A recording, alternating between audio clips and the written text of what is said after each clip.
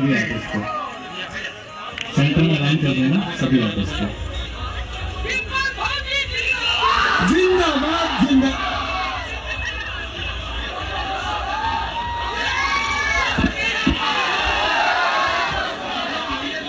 सुरेश बताओ जल्दी। बता रहा हूँ सर।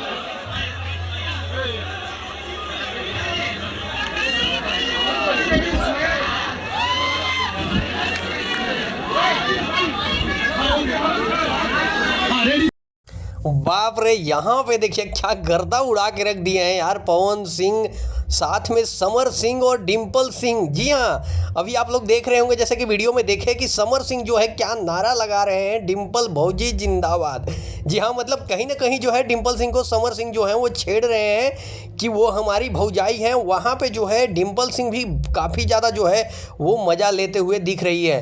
तो आप लोग इस वीडियो में देख रहे होंगे कि B4U पे जब ये शो आएगा तो कितना कमाल का शो होने वाला होगा, क्योंकि रितेश पांडे, पवन सिंह, समर सिंह, डिम्पल सिंह और बहुत सारे कलाकार जो हैं एक साथ आप लोग को देखने को मिलेंगे।